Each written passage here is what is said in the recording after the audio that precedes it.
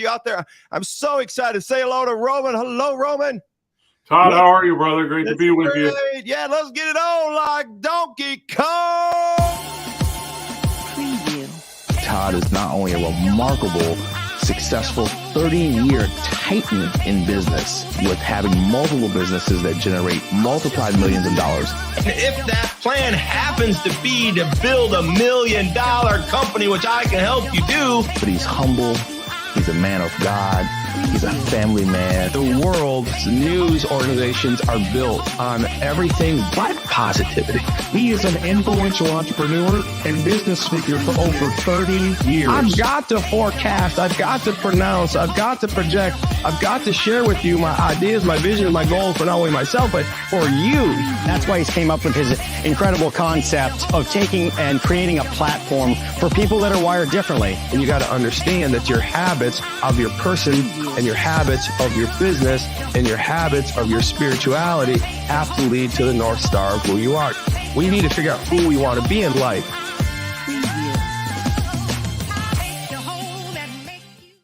Oh, I love it. It's Friday. Good morning, everybody. And I have got an amazing guest on the show this morning for our Friday podcast interview. And I'm going to just get him out here any little bit. I can see him in the green room. He's smiling. He's looking at me. He's like, oh, man, get me on.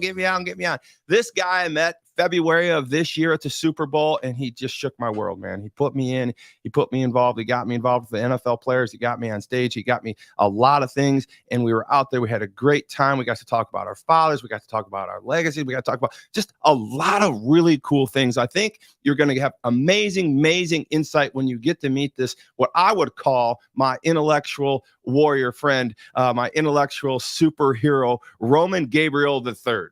But let's do some homework real quick because this week has been amazing, and I just want to catch you up and let you know what I've got going on right now. So I just want to give you, we had a great podcast this week with my good friend Mike DiCoccio. He's an amazing man. Remember that. And I want to remind you that November 13th, I'm going to be at Tampa with Sebastian Gorka, Dennis Prager, Mike Gallagher, and we're going to have a great time. Countdown to the election. We got to get it on. We got to get her done. I've got to let it rip potato chip. Thank you, Sebastian Gorka, for the podcast we had. You can get to Spotify or iTunes or any of those places and hear that interview. It is amazing. And don't forget that I'm going to be November 14th, I'm going to be at the Great American Cigar Tour with Sebastian Gorka again in the Corona Cigar Place. It's awesome. We're going to have the cigars. We're going to have a good time. We're going to talk about God. We're going to talk about politics. Where are we at? And I'm going to be signing Your Will Be Done books both in Tampa and at this event. And then I want to let you know, weekend's up on us right now, and Larry Elder will be on this show Monday. Can we believe it? I can't believe I got Roman Gabriel and Larry Elder back to back. But don't forget, as we bring it into the end of November, the Tiki Hut Retreat is happening. It's happening November 8th, 9th, 10th, and 11th. I will be teaching you 4 days on unconventional brilliance, how to grow you personally, spiritually, and profitably. Without further ado, we got to have my friend Roman Gabriel. This is November 3rd, and he is live, and he has a sexy barber also. So everybody, please welcome my friend Roman Gabriel. How you doing, Roman? Let's see, I got something for you. Let's bring him in. Brother, how are you? Great to be with you this morning. Look at can you hear the crowd? Yeah, I do. The crowd sounds awesome, man. I love crowds, especially when you're wired differently like you are, man. This is exciting. It's great to be with you today, and congratulations on all your success. Well, sounds like it's going to be an exciting month on Wired Differently. Wired Differently is exciting to me, so I'm really excited to be with you. You're new to this whole craziness, man, and I remember meeting you, and I got to just tell the audience, so like. I got to confess. I'm going to confess something to you. And I know, you have a prolific father. I still have my father also. He's the same age as your dad, a prolific father. And he set all these world records and was an amazing football coach. I'm making a movie about him. I think you know a little bit about that. But I watched your father growing up playing football, and I was like, man, Roman Gabriel, oh my gosh, woo. What, like, that's the guy. I mean, if you ever get time, look up his father, Roman Gabriel II, right? But so when I went out to the Super Bowl, I'm sorry, but I thought I was going to see your father. Did I ever tell you that? You did. I did. I was looking around, and I'm like, and then I wasn't sure if he was even alive anymore, and it was really awkward. But you were great. You pulled me over and you put me in with all those NFL players, and you said, "Go coach those kids over there." We had a great time. We The did. Super Bowl is a special place to meet a lot of fun people and a lot of people who are wired differently and have a mission in life and who are excited about making a difference. So that's my wife and I have been married for 30 years, and our mission has been exactly what you talk about, being wired differently, having a platform that's not about yourself. It's about making a difference in other people's lives. And that's what we've been committed to. And right now we live in a country that's lost its way. And with that has come a very confused next generation of young people. And we're doing everything we can to keep those young people on track and help them to understand that there is a way to success, and that requires hard work, perseverance, trust in God, and reliance on other people in your life to help you get where you're going. And we both wouldn't be on the show today if it hadn't been people like that. Yeah, that's exactly what we're going to talk about today. So I'm going to take the viewers through kind of an organizational org chart here. We're basically what's going to happen is we're going to actually tie in your spiritual growth, personal growth, and profitable growth somehow throughout this show. But more importantly, we're going to glean some wisdom from Roman Gabriel III, an amazing, amazing man. And so what I do with this show is I want you to understand, I'm going to take you through basically your story, and then we're going to kind of hit on the business side. And then we're going to close with really sold out in the fentanyl crisis. And I want you to educate this world, these people on here on fentanyl, and then why I'm calling you my intellectual superhero. One is because you're a sophisticated thinking man. You're a spirit driven man, but intellectually, I don't know that I've ever met anybody more superior in their craft, in the purpose of their craft than you. You're going to be amazed when he starts talking, because you're going to want to take notes. You're going to want to understand. So we're going to learn some things. So let's set the world up. I am going to show a video right now. And then I'm going to ask you, when you come off the video, why are you wired differently? And then you're going to give us a little bit about growing up in the days with your father. You ready for the video? You don't know what I'm going to show. You don't know what I'm going to show, do you? I don't. Tell everybody. Tell everybody this is not a stage show. Like, you had to get up and you had to click go, and this is live. Tell everybody. This is like two-a-days in football, man. This is somebody was hitting the trash cans downstairs in my bedroom. So last night I had to get ready. Had to be ready, prepared, kind of like game day. You don't do live shows, only here in Wired Different. Here we go. You ready? This is Blast from the Past. Here we go. Ready? I'm adding it. Here we go. Boom. On first down, Gabriel can't find anybody open, breaks up the middle and goes for 14 yards. Gabriel can't find anybody open, breaks up the middle and goes for 14 yards. So, you know who that guy is? I do know who that guy is. That guy was the reason why I wanted to be a professional football player, was watching him do his thing. And growing up as a kid, really following my dad, wanting to be a professional quarterback since I was about 6 or 7 years old. I knew exactly what I wanted to do, and my dad had a big influence in my life in teaching me, what it takes to be successful. And though he wasn't perfect, he was an incredible teacher of the skills that it took to play the game mentally and physically. And he prepared me and showed me, what you have to do to be the best. Right. And when I say that to people out there, not everybody can be the best when it comes to results, but putting yourself in a position to be the best. Mm-hmm. And that day-to-day thing that we've kind of lost in this country, which is that anything worthwhile takes time. Anything worthwhile requires perseverance, and anything worthwhile understanding where your gifts and abilities come from. And I was fortunate to have a mom who instilled in me Christian values and faith when I was a very young man. My faith story is an exciting one. For me, being a Christian was something that was I can tell you the day, I can tell you how it changed my life, and I can tell you that what I thought was my mission in life, football, really was just a way to get where God wanted me to be. And every day till this day, I thank God for each and every trial, each and every victory, each and every opportunity that He has brought into my life to prepare me for this moment.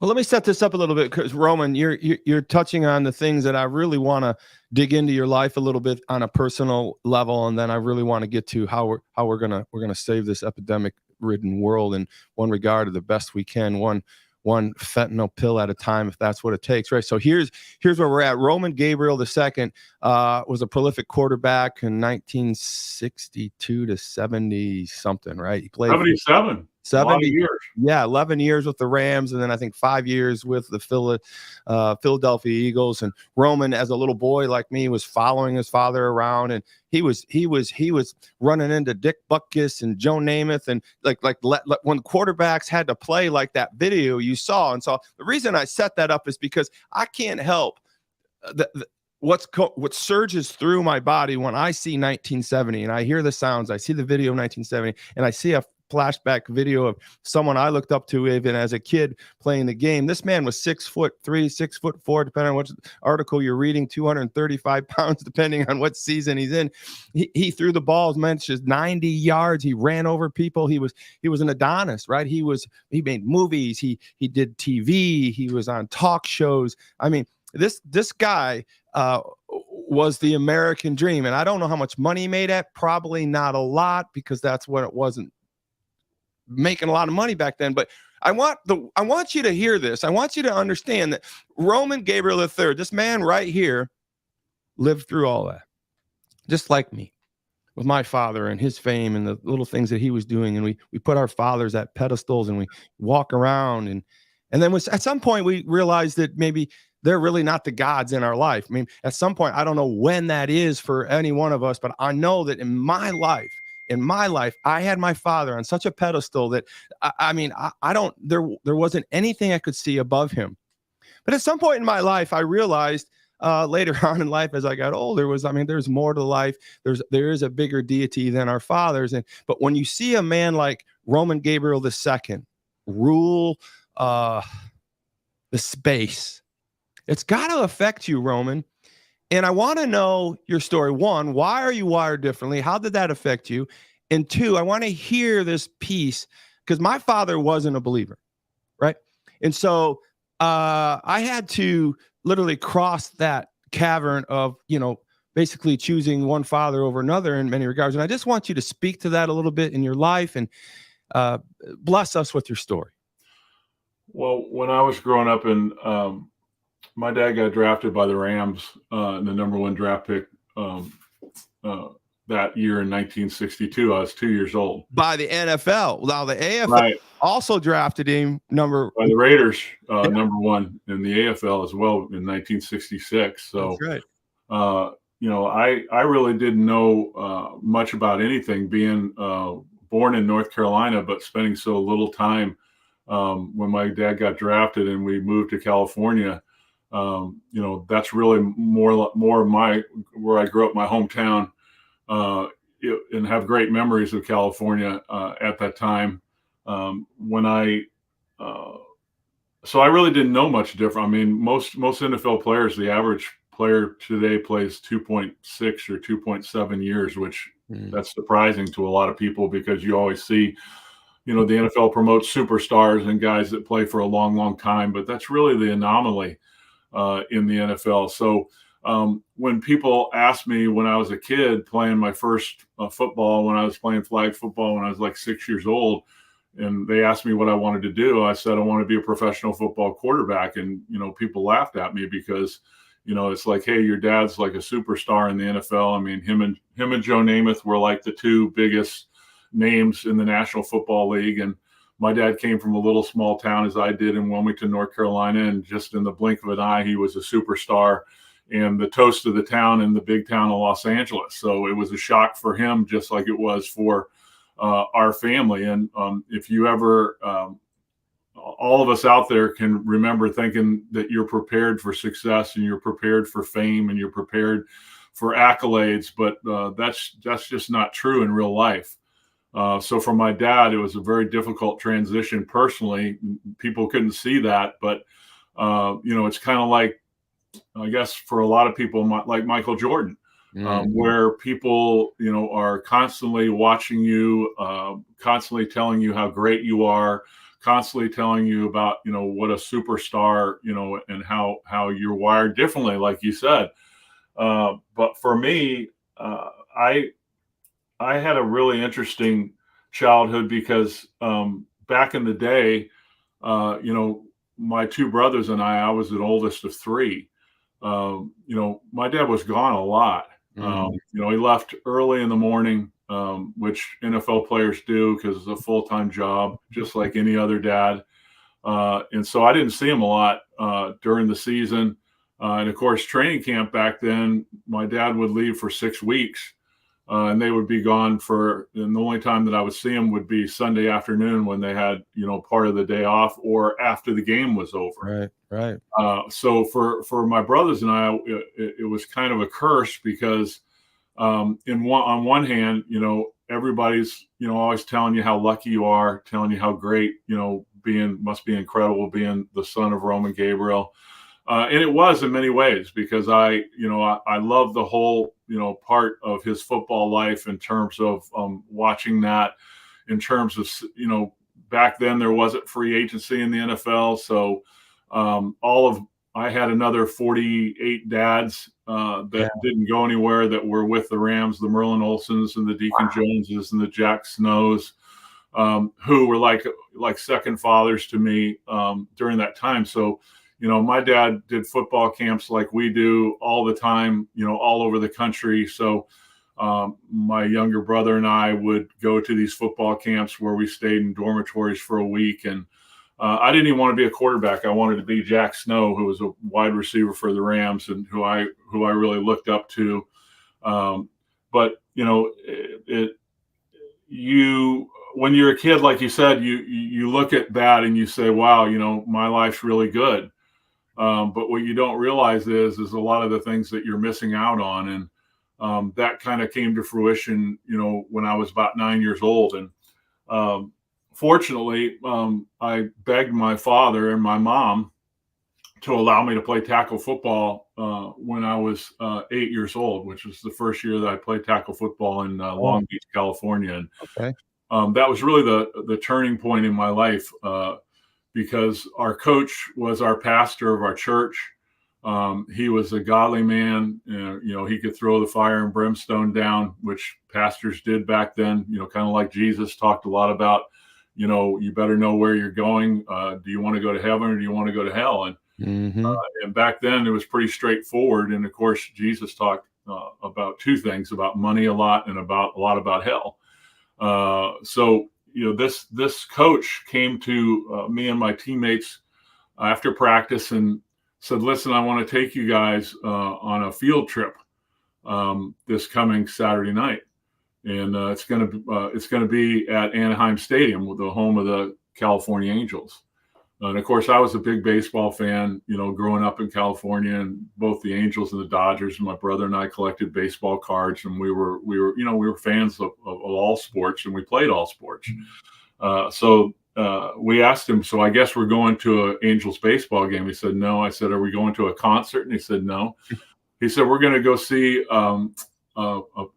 a new pastor that's speaking across the world. His name's Billy Graham. Oh my gosh. Yeah.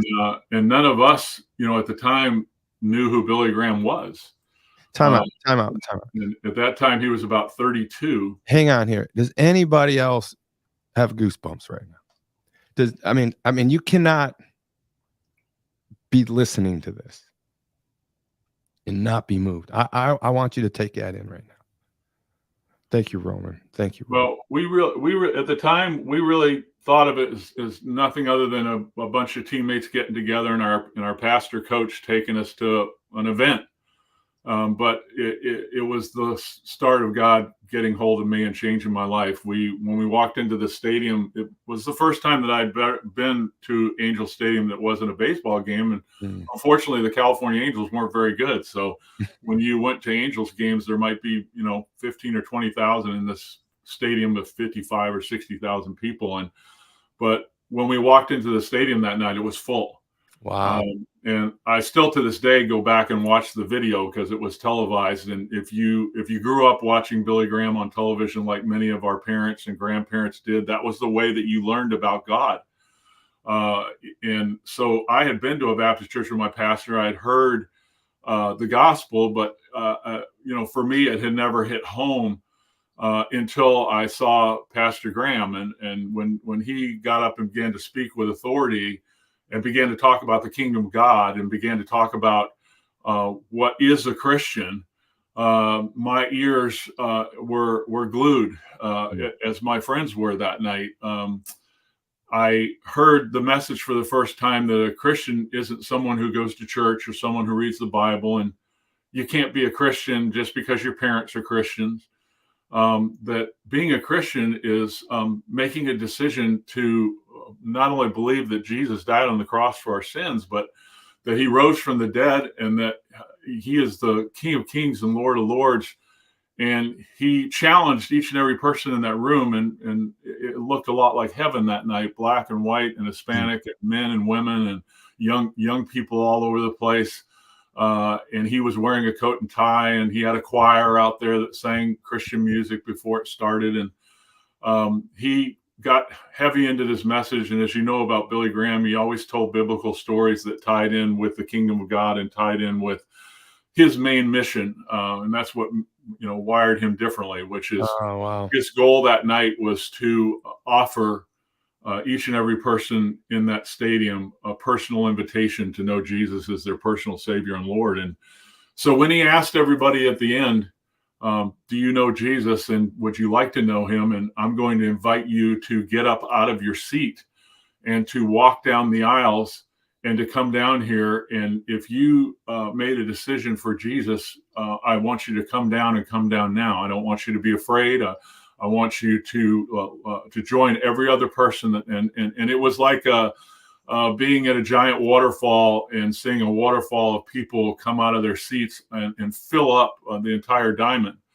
Well, I looked at my friends. I didn't get saved that night, but I knew that night that my life had changed because for the first time I had been challenged with the fact that I needed to make a decision one way or another. Right. Who Jesus was in my own life. Right. Not my parents' life, not my pastor's life, but me as a person individually, as though there was no one else there. What are you going to do with Jesus? And so being a 9-year-old that had never been on a professional football or baseball field like that before, me and a couple of my buddies ran down the aisle and went down on the field, and it was very exciting because when you're 9, you're pretty pumped up that you're on great. This professional baseball diamond. And so we were standing, and Pastor Graham was standing on a podium. I can remember it like it was yesterday. And he began to talk about what it is to be a Christian, and once you make that decision to know Jesus, what do you do? Yeah. And he started talking about the importance of being around other Christians, having a church that believed that Jesus died on the cross, rose from the dead, and that he is alive and well and King of Kings and Lord of Lords. And then he talked about having a Bible and reading your Bible each day. And he talked about the importance of prayer, the foundational things of what a Christian is and how it's a daily walk and how this is the beginning, not the end of a walk towards eternity. And I was so blown away that night because it's almost like, many of you out there that had your spiritual experience. Many people talk about their spiritual experience. They talk about a light coming on. I was in darkness. I was living a life where, football was everything to me. And unfortunately, that was my father's, view of the world, was that you have to give everything you have towards that career and towards what you've committed to, which was very admirable in terms of on its own. But it's one of the reasons why, my father struggled in his personal life, because all of the fame and fortune that came his way so quickly was like any other famous person. If you're not grounded and prepared, and when I say grounded and prepared, if God isn't first in your life, then something else is going to be. Right. And he was by far the best football player out there. And, in the planet, man, in the planet. Yeah. And so I remember going home from that event and thinking about the things that Pastor Graham had said that night. And I went back to my life, and, life was a lot different growing up in the 60s. One of the most important things that you did every night is your mom and dad. There were no distractions. There were no answering machines. There were no mobile phones. You all sat down around the table and had dinner. Mm-hmm. And you talked about your day, and you talked about family. And that was an anchor for me. And it was kind of a misnomer, because I kind of thought that this is the way life's going to be the rest of the way. And I can always trust that this group of people sitting around the table, I can count on. Mm-hmm. And I kind of put my trust in family, which there's nothing wrong with that. But a short time later, my dad hit the zenith of his career in 1969 when I was 9 years old. He was the most valuable player in the NFL. The team won their first 11 out of 14 games. Everybody thought that the Rams were headed for the Super Bowl. My dad and the coach of the Rams, George Allen, had turned around the Rams from a losing franchise to one of the winningest franchises in the 60s. And unfortunately, though, my dad was great, and the Rams were great when another team was great, and that was the Green Bay Packers. The Green Bay Packers were the gold standard of the NFL. So unfortunately, not like the NFL today, where you have all these wild cards. You had to win your division. So if you played 14 games and you didn't win 11 games, you had very little chance of going to the playoffs. So there were many years that my dad didn't even get to the playoffs, and they were one of the best teams in the NFL.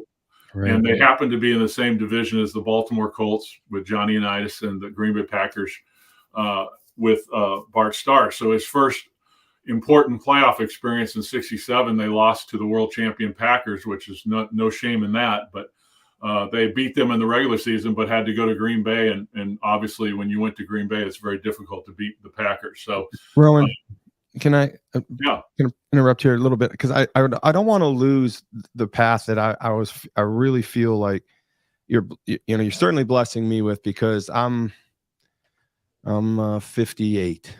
You're 55. What are you, 55? Something like that? I'm 63. 63. Okay, 58, 63. So I think that we lived in a similar era, and we're looking at the same things. But the thing that I really, really want to hone in with you right now is this relationship with your father.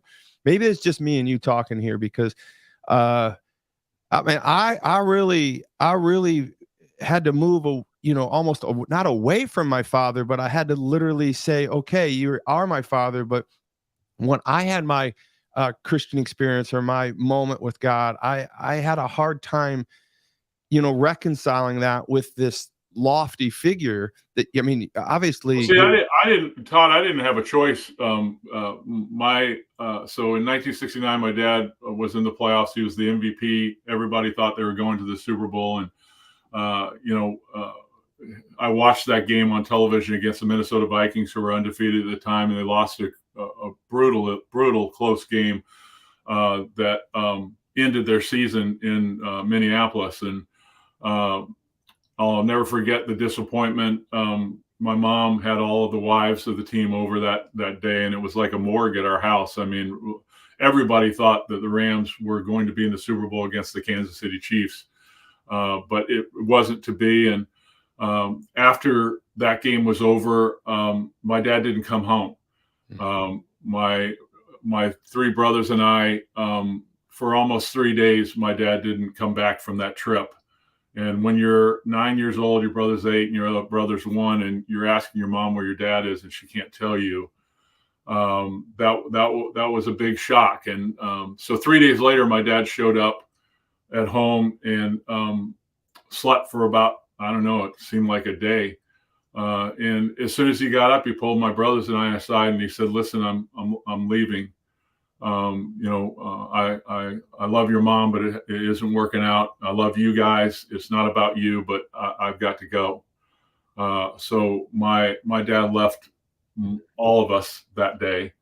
And that was the biggest shock of my life. It was like having your heart ripped out. It was devastating for my mom and for my brothers and I became my family's father at that time. God bless you, brother. Being the oldest in the house, I had two brothers that really struggled with it. So for the next couple of years, I threw myself into sports and football because it was the only place that I felt comfortable. I was a very shy kid growing up. Only felt comfortable on a baseball diamond or basketball court or football where I could, focus on, what I had a passion for doing, was good at doing, and could forget about the pain. So I carried around a lot of shame. My brothers and I, we carried around a lot of guilt. We carried around a lot of shock during that time. Really watched our mom struggle. Because you can imagine, one day you're part of, and again, back then it was more of the wives were a big deal because all the players were together. They weren't going anywhere. There was no free agency. They're not moving around. No. So suddenly all of your friends who my mom had, everybody makes choices. Right. And most people moved on with my dad. The good news is that God was shaking my world and was showing me that even though what you thought the anchor of your life is over, I have a plan for you. But it was very dark for 2 or 3 years. So when I was 13, we moved to a small town north of Los Angeles, and we moved a lot when I was growing up. So I didn't get a chance to make very good friends a lot because I'd be at a school for 1 or 2 years and then be moving. So my mom knew that I needed an anchor. She knew I needed something more. She gave me my first Bible, which was a living Bible, and I'll never forget to this day. It sits in my office here, and she said in the Bible that no matter what happens in your life, God is there. You can talk to God. You can always pray, and you can always talk to God. And I was so angry at the time, frustrated. In a lot of ways, I blamed God,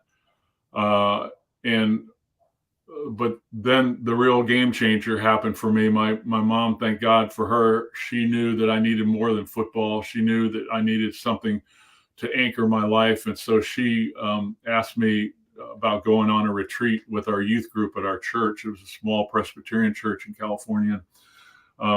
I didn't know a lot of the kids and never been to the youth group before. And she said, "Listen, I'd really like to see you go on this retreat with the youth group." And I said, "I can't. I don't want to do that." And she said, "No, you're going to go." You're going to go. I said, "No, I'm not." And the Saturday morning I was getting on the bus, as many of you out there know how moms can be. Yeah. She at the time was not only my mom, but she was my dad and my friend. Right. Because my dad got traded to the Philadelphia Eagles at that time, wasn't living in California. So I didn't see my dad for most of the year, talked to him very little. He was off doing his thing, playing football in Philadelphia. So long story short, we went to this retreat. I had 3 girls that I ended up going to high school with that could see that I wasn't doing okay. I did the best I could to hide it. But these 3 girls came up to me and we started talking.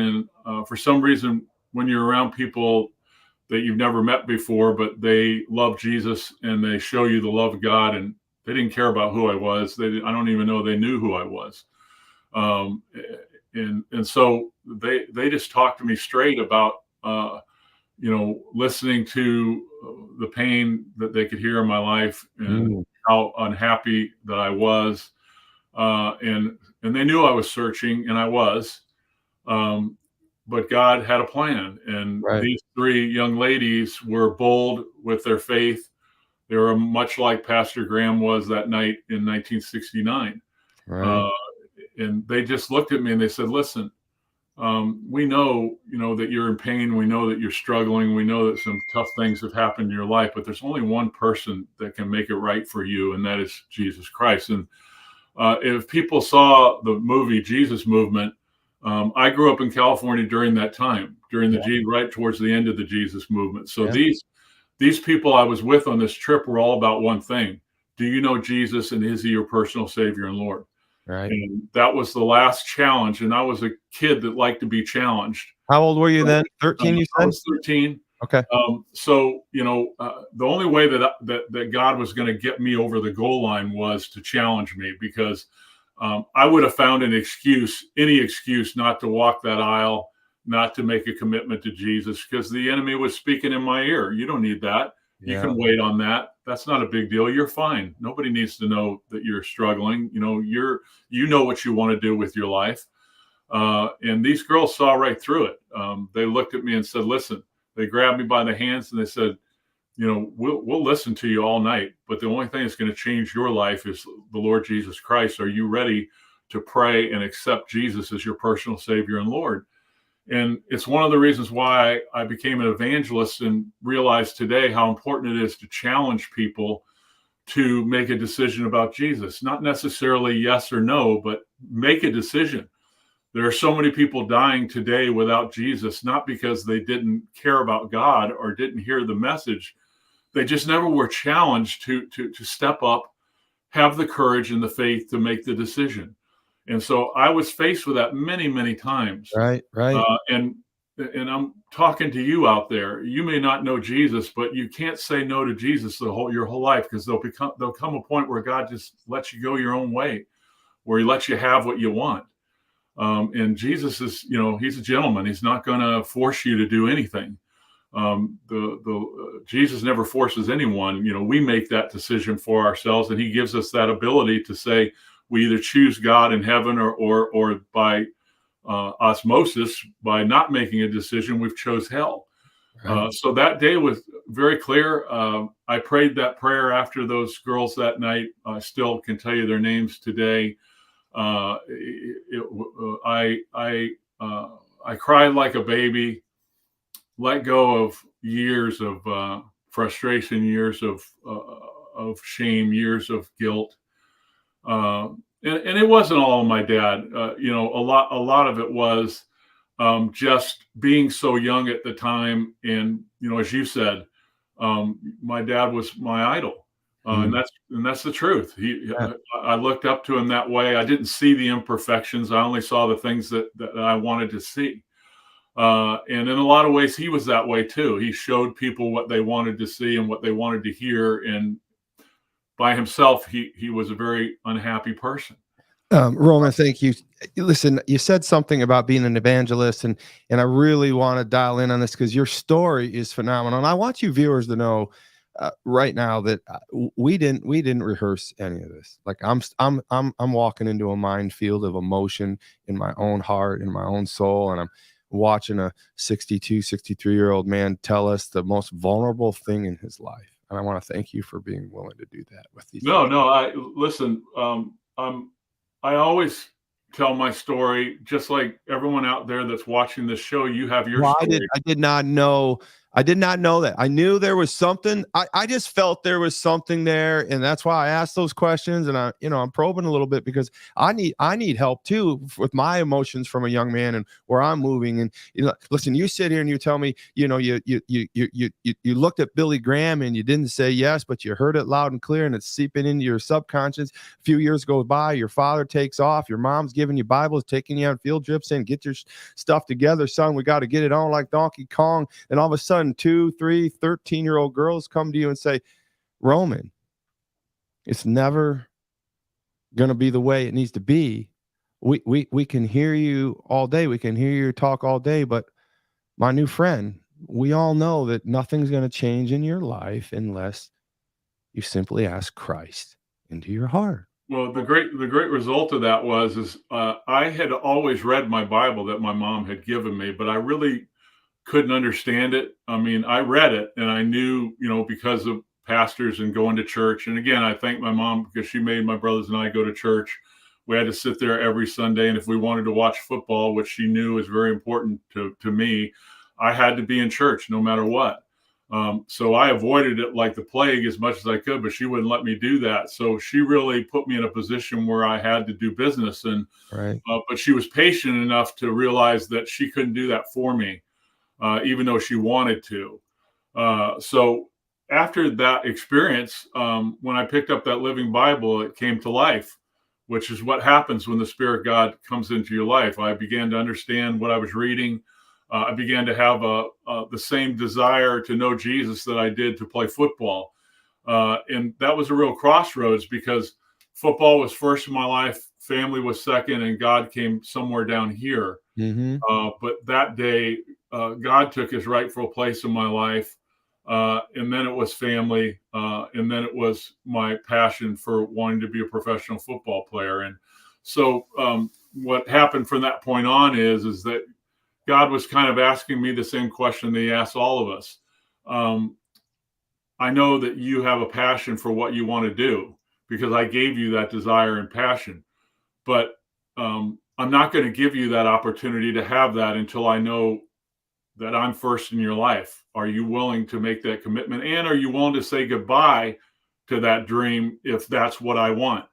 Are you willing to say, I'll do whatever you want me to do? And that was my desire at that time. And from that point on, God took me on a journey very much unlike my father's. He was the number one draft pick, in the NFL and the AFL. I had to prove myself at every level, which when I look at that experience today, coaches were very difficult on me because they knew who I was. And they did not want to be seen as giving me something, even if they weren't. Mm-hmm. So they went far the other way to make me work a lot harder to get to play than other players. Mm-hmm. And of course, other parents at that time were very jealous of who I was. So I had a lot of animosity. Pop Warner could be a lot tougher than the NFL. We had a lot of parents out there that wanted to see my brother and I break a leg. Yeah. It was pretty brutal, but it was a different world back then. I mean, but back then, unlike today, where words seemed to hurt people badly, back then, well, that was physical violence of football. So when I look at that, when I look back at that experience, it's still very painful. It will always be. But what God was preparing me for is how are you going to help the next generation of kids if you don't understand what they're going through? Roman, let me set that up right now. So Roman takes us through all this, and this has been a phenomenal show. And I really, really want to spend some time, and I want to set because I know where he's going right now. God has created an evangelist out of Roman Gabriel from the beginning of Billy Graham to I think you even have ties with Franklin Graham now. I mean, you have some. Yeah, we actually lived in Boone, North Carolina, for 10 years, and Pastor Franklin Graham and his wife went to the same church as us, so I had an opportunity to be around him and his family. But I'll tell you, it's kind of the ending to the Billy Graham piece because he is my spiritual heritage, and I'm an evangelist today because I saw the greatest evangelist of all time. Yes. But my wife and I went into full-time Christian ministry with the Fellowship of Christian Athletes back in 2003. God called us on an Abraham trip, and he said, listen, I know you've never been to Arkansas, but I'm calling you to be the regional director of FCA in Fayetteville, Arkansas, even though you've never been there before, even though you have a life here with your family and your kids and your mom and dad and family in Wilmington, North Carolina. I'm calling you out for a mission. And this is why we get back to Wired differently is, he called us into ministry, my wife and I knew that this was coming. She did not want this. She did not want to marry an evangelist who wanted to do that for a mission, but God got hold of her heart as well and said, listen, this is what we're calling both of you to. You're called to this as well. So we went off as God's mouthpiece and evangelist through a Christian sports ministry. But in 2006, Billy Graham was on his last crusade tour, and his last crusade visit was to Arrowhead Stadium in Kansas City. Wow. And my wife and I got in the car with some friends, and we went to Arrowhead Stadium. And I want you to think about this for a second. When we walked through the tunnel at Arrowhead Stadium, it took me back to where I was 9 years old and how I felt when I walked through that tunnel that night. And when I walked through that tunnel that night, the difference was I was on God's team. When we walked into that stadium, I looked around, and again, just like that night at 9, it was full. It was absolutely full. There was an energy that you can't explain. And I began to get very emotional remembering that experience. And the cool thing about that night was that Pastor Graham was in a wheelchair. He was older. And that night, instead of a choir, third day was the act. Oh, wow. Okay, great. So, Pastor Graham, was changing with the times in terms of what he needed to do to get people's attention. But from that point on, when he was in that wheelchair, and he did the same thing that night for those 70,000 people that he did for me when I was 9, and he shared the love of Jesus. He didn't candy coat it. He didn't apologize for it. He didn't try to make excuses for the gospel. He just gave the gospel the way that he knew how to do it, and the only way he knew how to do it, and that was to take a simple biblical story and to tie in the gospel of Jesus Christ with that, and to meet people where they were at, wherever they were at that night.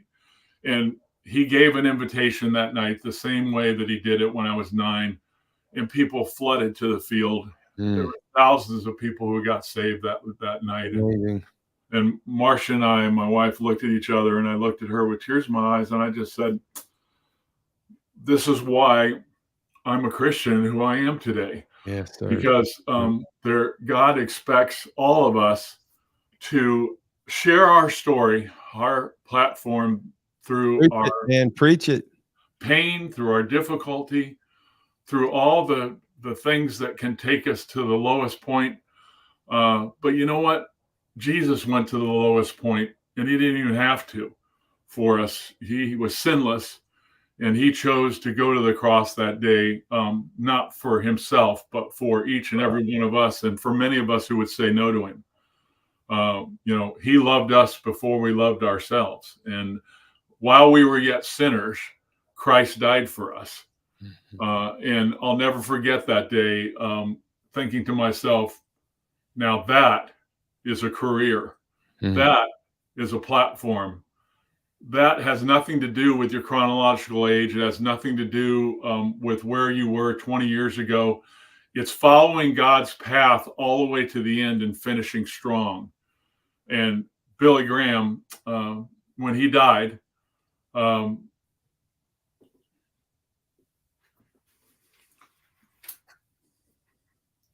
people lined the streets all the way from his home in Asheville, all the way to Charlotte, where he was buried. And I'll never forget my wife and I watching that.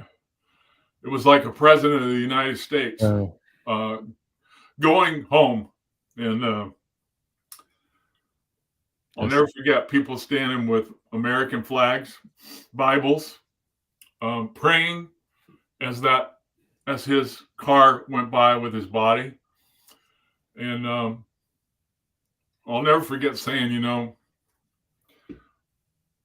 we only have a short time on this earth, and we're either going to make a difference or we're going to be ashamed of our life and look back and say, everything that God had for me, I wasn't willing to take. I wasn't willing to jump off the cliff. I wasn't willing to say, as Abraham said, I don't even know where you're asking me to go, but I'm telling my family right now we're going. And that's been one of the hallmarks of my wife and I's life. And that's where I give her a tremendous amount of credit. Is there have been many times in our marriage where things didn't go the right way. And when we went through a lot of difficult things together, a lot of painful things together. But my wife has had times where she would come to me and say, God's calling us to do this. And there have been 2 or 3 times in our ministry life where God has said, I know you have no understanding why I'm asking you to do this. I know you don't understand. I'm asking you to do something that normally would be crazy. Your family thinks it's crazy. Your friends think it's crazy. But I know it's not crazy. And are you willing to say yes? And what happens in life is when you say yes and you see God do miracles and you see God do great things in your life, and you look back on the faith that you talked about in Hebrews, about having that faith in God, regardless of whether you can see it or not. That's kind of where my wife and I are in our life. And that's one of the things that on my radio show and television show, the Roman Gabriel Show, it's all about faith, family, and sports. And I made a decision about 25 years ago that I got tired of talking about sports and talking about games and talking about those things 3 hours a day, 5 days a week on a call-in show, which was fun. Mm-hmm. I put it on my heart, when these Christian athletes began to share with me their story, like the story I've shared with you today. And these stories were compelling. These stories were things that most reporters wouldn't want to hear. But I decided a long time ago that I wanted to start telling the stories of guys that were difference makers, not in their talent on the field, but in how God used their platform from that field to change people's lives. And that's what Wired Differently is. I mean, you call it Wired Differently. I call it, when I walk up to people, having a platform. And let me just challenge everybody who's watching. All of us have a platform.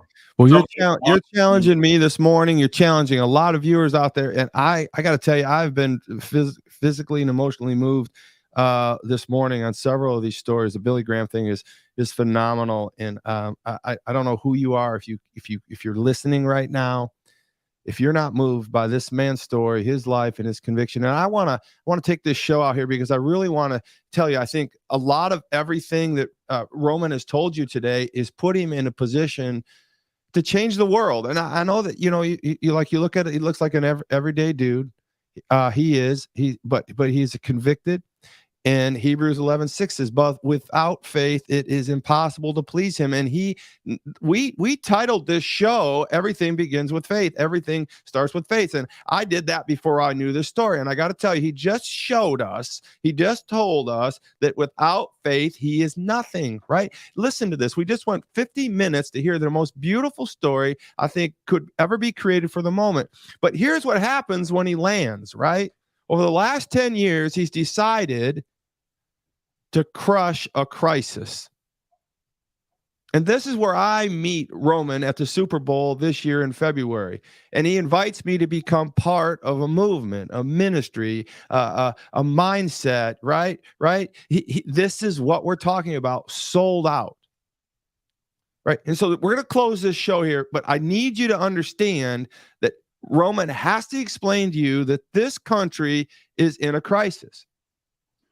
And it's not a crisis of what you're thinking about right now, like Israel and everything that's going on in Ukraine and all the. Listen, we have got a crisis right now of fentanyl. And it's not just with the people that are the bad guys, right? I'm telling you, the people I'm most concerned about are our children and the kids of this country. And it takes a man like Roman Gabriel to go through that story, right? Without faith, it is impossible to please him. This man has faith. God has landed him here with his wife of certainty, his wife of distance, right? His wife of overtime being blessed, and his beautiful mother casting these beautiful thoughts and prayers on him to create this beautiful man sitting here right now. So I want this direct from you right now, Roman. I want to understand what fentanyl is, and then I want you to riff on what you're doing to kick its ass right now. And thank you for inviting me to be in Sold Out. Well, if you go back to the Fellowship of Christian Athletes back in 2003, I was impacted by the Fellowship of Christian Athletes when I was in college. It was a life-changing experience, and that's a different part of my story. But God directed my path. I thought it was for football. I thought, God, I want to play professional football. And he opened that gate for me through a lot of hard work. And I'll just say this, I have great love for my father, because all of the lessons that he taught me about life were taking football. And if you've ever had a passion for something in your life, it's really easy to take that passion and compare it to the Bible. So it was simple for me to take lifelong football principles, life principles that you apply from football to life, things like teamwork, working hard, staying off of drugs and alcohol, putting yourself in a position to be successful, surrounding yourself with good coaches, respecting your parents. And I took that and I applied all of those lessons that my father taught me, but I applied them through the eyes of the Bible. The only difference in the person I am today from the person I was when I was 13 is that I realized that God gives us our talents and abilities, passions, and direction in life. And once we understand that, then we open up the door for the great potential that God sees for us. And without that, then we can have the things we want, but they're an end to themselves.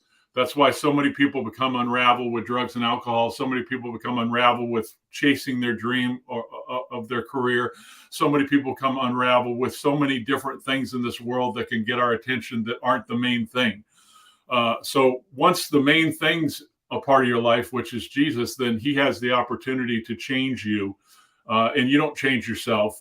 You come along kicking and screaming, because God says that he'll never leave nor forsake you, that he'll finish what he started in you. And sometimes that takes a lifetime. All you have to do is study the Bible. I mean, David wasn't perfect. Moses wasn't perfect. Paul wasn't perfect. We know that verse, Hebrews 13:5. We talk about. So listen, we have a little bit of time here, so I want you to help me out here, because I really, we're driving here. I really want these listeners, because I'm involved in Sold Out. I had little knowledge of fentanyl. Give us some statistics. Yeah, the number one killer, if you don't know it, and many of you probably don't know it, the number one killer in our country right now is not cancer. It's not car accidents. It's not suicide. The number one killer of 18 to 45-year-old people in our country today is the opioid fentanyl. Fentanyl is a safe product that used in dosaging in hospitals can help with severe pain for cancer patients and others where other drugs don't work anymore. But when fentanyl is introduced into recreational drugs, when it's introduced into pharmaceutical drugs that look exactly like what we get from the pharmacy, from anything from depression medicine to pain medicine to antidepressants, whatever it is. What's happening in our country right now is our border is wide open. And there are hundreds of thousands of pounds of this fentanyl coming over. And long story short, China sends the precursor for fentanyl over to Mexico. And in these labs, they're throwing this unlimited amount of deadly fentanyl. And if you took this pin right here and you put a grain of salt on there from the beach, a piece of sand, that would be enough fentanyl to kill Todd and I today. Oh my God! That's how powerful it is. It's 50 times more powerful than heroin. So what's happening in our country today is, yes, there are drug addicts who take fentanyl for the high and they push it to the limit until they lose consciousness. And the big thing about fentanyl is, as an opioid, is it slows your breathing down. You begin to lose consciousness, and you eventually die. Well, what's happening is that these cartels, these drug cartels on the border, are taking these pressed fentanyl pills and they're making it look like candy, putting it in Skittles boxes. They're taking vape and marijuana products, and what happens is the fentanyl through other drugs is sold to drug dealers, and the drug dealers don't even know how much fentanyl, or if any, is in the drug. So hundreds of thousands of these pills are being confiscated by the Border Patrol, but hundreds of thousands of others are getting through because of the massive humanity coming through. The border right now is a dangerous place because it isn't just fentanyl that's killing over 100,000 people a year in our country, over 300 people a day, a plane load of people. But because China makes the precursor, China helps the cartels by funding them to get these things over the border, because the border's open. These illicit recreational drugs and pills are coming over that are laced with fentanyl, deadly fentanyl. So 7 out of 10 of those pills have enough fentanyl, have fentanyl in them, and then 45% of those pills can kill you. So what's happening in our schools today and with our kids and parents is many people don't realize on their cell phone, when they give that cell phone to their child when they're in 3rd or 4th grade, that as a safety item, hey, mom and dad, you get in trouble, you can call us if you're in trouble. But what they don't understand is that TikTok and Snapchat, and of course TikTok is owned by China, are selling and marketing these recreational drugs laced with fentanyl and these pharmaceutical pills that look just like the pills you get in a pharmacy to our kids through their cell phones. And to our parents, because you're looking at 18 to 45-year-olds, and it's the #1 killer of teenagers in our country. So as I go into schools with our fentanyl education program and our drug and alcohol abstinence program, what we're finding out is that kids are dying every day on our school campuses, junior high kids, middle school kids, high school kids, early college kids, parents. The name of your organization is Sold Out. Is this Sold Out Youth Foundation, but the name of this program is the Sold Out School Drug and Alcohol Education Program. So if you go to our platform, that's a 100% online curriculum and platform that's college accredited, that teaches school staff, parents, and students what fentanyl is, how to deal with fentanyl.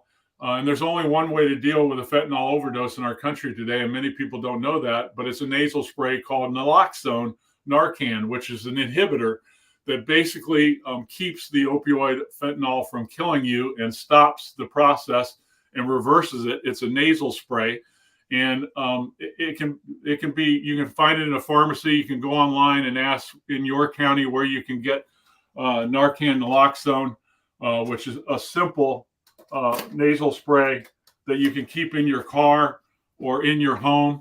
Because listen, what's happening is that kids, parents, and others are dying for no reason. They don't know that the fentanyl's in the recreational drug or vape. Kids have been taught the last 5 years to go online and purchase vape. Well, what's happening now is they're purchasing vape and it's laced with fentanyl. And I'll give you one of the hundreds of stories that I hear in states all over our country, especially in border states. I had a mom, her name's Masa Yeager. Her daughter was a gymnast in Phoenix, Arizona, a senior in high school with her life ahead of her. Excellent gymnast, great student, beautiful young lady. She had a knee injury as a gymnast, and they gave her pain pills for that knee injury after post-surgery. She was talking to her friend on TikTok saw where those same little pills that she was taking for her pain could be purchased at a discount online on TikTok. Well, she purchased those fentanyl-laced pills that looked exactly like what she was taking from the pharmacy with the same name.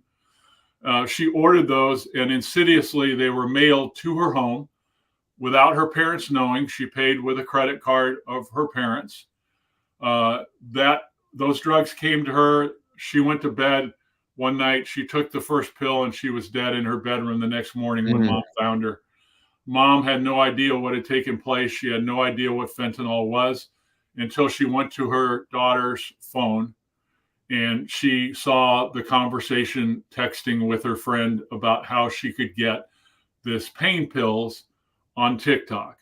And she since then joined 8 other families that lost their teenagers accidentally to fentanyl and are suing TikTok for selling these drugs and making these things available to our families and kids online. And unfortunately, most moms and dads don't know that's happening. So we have moms and dads dying the same way.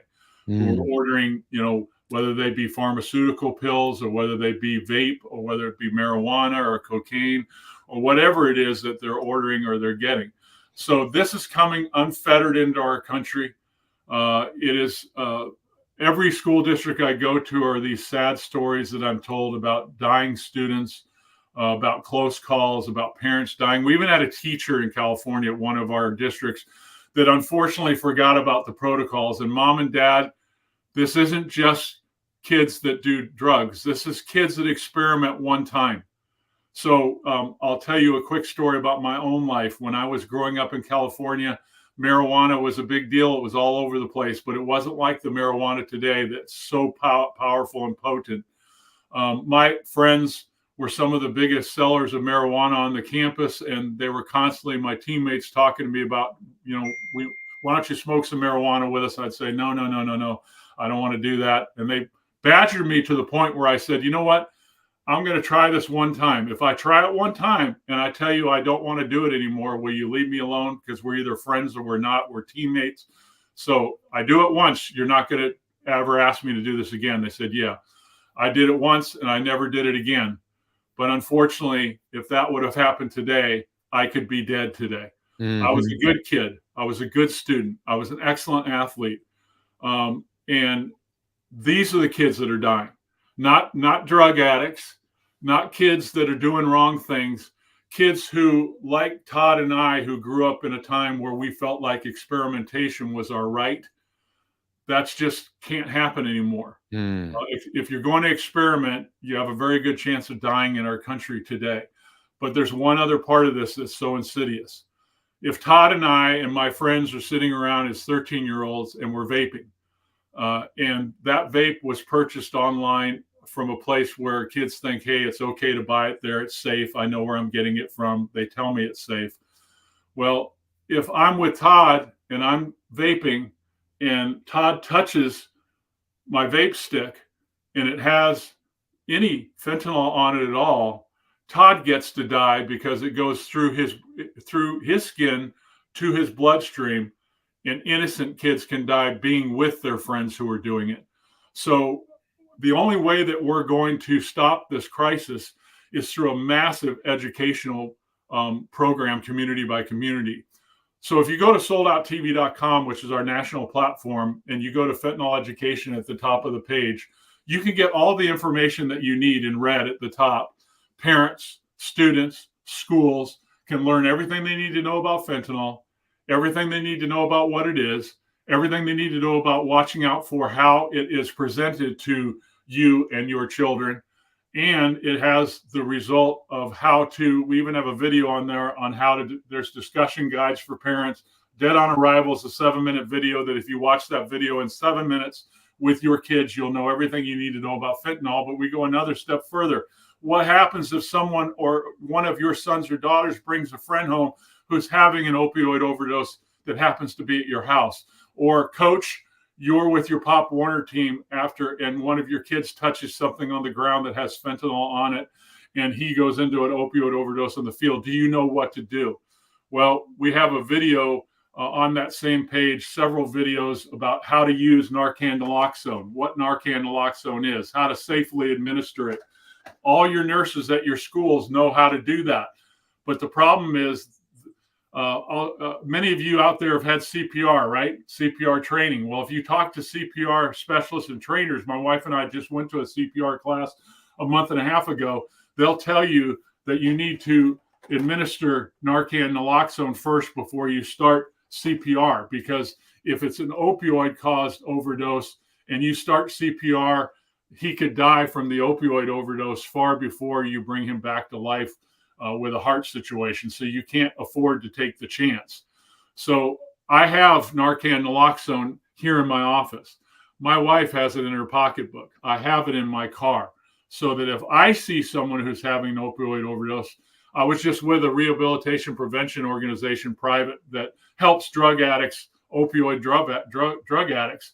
She herself has brought 9 people back to life with Narcan naloxone simply by having it with her.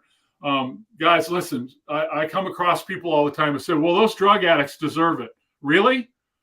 Does a drug addict who's doing marijuana or fentanyl or heroin or cocaine, or is hooked on cocaine or some sort of opioid, does he really deserve to die if it's laced with fentanyl? And that's a big no. Yes, we have drug addicts out there who abuse fentanyl. But what we're talking about here is innocent parents and kids, just because they're not educated and don't know what this is, who are dying daily for lack of education. What happens when we have lack of education? We have fear, stigma, and we have misinformation, and that is pervasive in our society right now. If I were to line up 10 of Todd's friends and ask them what fentanyl is, they couldn't tell me. If I were to line up and say, what's Narcan naloxone, they wouldn't be able to tell me. I have shocked parents who ask me what I do, and they're saying, this is going on in our kids' schools. This is going on in our county. Ladies and gentlemen, this is going on all over our country. There are senseless deaths happening every day. It's the #1 crisis in our country. And that's why we're asking you to join us in this movement. We're asking you to keep yourself and your kids safe. We're asking you to go to soldouttv.com, to the fentanyl education page, and educate yourself so that you can take your phone, take that fentanyl education link, and text it to your friends across the street. Text it to your pastor. Text it to your youth pastor. And I'm talking to you churches too, the pastors out there.